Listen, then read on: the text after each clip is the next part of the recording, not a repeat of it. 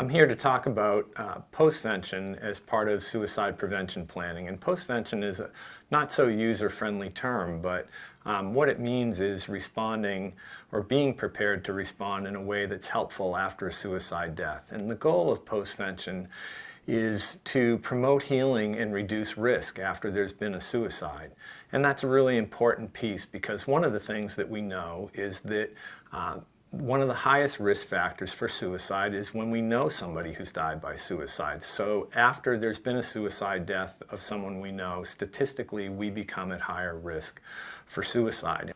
One important consideration for responding after a suicide death is cultural issues, and it's particularly important given the relationship of cultural and religious issues to death. And they can be very different for different cultures, and understanding them and having sensitivity to that is a really key component of suicide postvention efforts. Suicide death is the proverbial pebble in the pond, and it's important to have an effective response that treats the immediate first wave that impacts on family and friends, as well as working around those ripples that flow out from there into the community and into the larger society, and how that might impact through media and social media. Particularly for young people, we can see that situations where how that person is memorialized may lead to suicide contagion. And contagion is a term that's used for when several suicides occur or suicide attempts occur after a suicide death. One of the areas where the research is very strong is around how the media reports on suicide. And the media can reduce risk, or they can increase risk and contribute to contagion if they glamorize suicide, they report it repeatedly, they go into graphic details about the suicide death. And so this becomes a little bit more complicated, but allowing families to memorialize their loved one in a way that is respectful is really important, but it's also important that they try to do so in a balanced way that doesn't inadvertently romanticize or glamorize the death.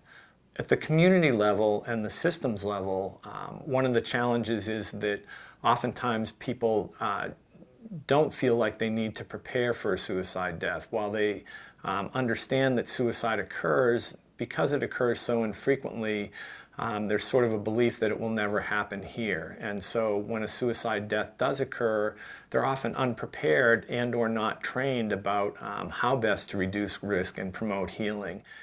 One of the challenges in promoting healing and reducing risk after suicide is working with first responders and providers who themselves are so typically focused on giving and leading a response that they lose the importance of self-care and the potential impact that this suicide death has on them. And for community members who have relied on law enforcement, on guidance counselors, on mental health providers, on faith leaders, we oftentimes don't check back with them to make sure that they're getting the support that they need.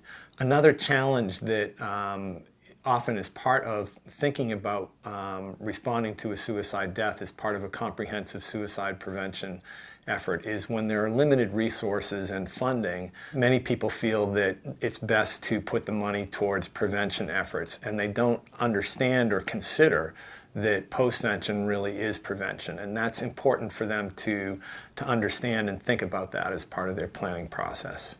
So part of what we encourage people to think about is to develop policies and procedures or protocols for what to do in the event of a suicide death. Unlike suicide prevention efforts, we want everybody to understand the risk factors and warning signs. With postvention, we're really looking at those key providers like funeral directors and faith leaders and law enforcement and mental health providers to understand what that postvention response is. So it's not a universal method. It's something that we would have targeted to specific populations. The overall goal for a response after suicide death is about being prepared, identifying pathways for communication and sensitivity around communication to the family, and then implementing that in a response that is effective and timely.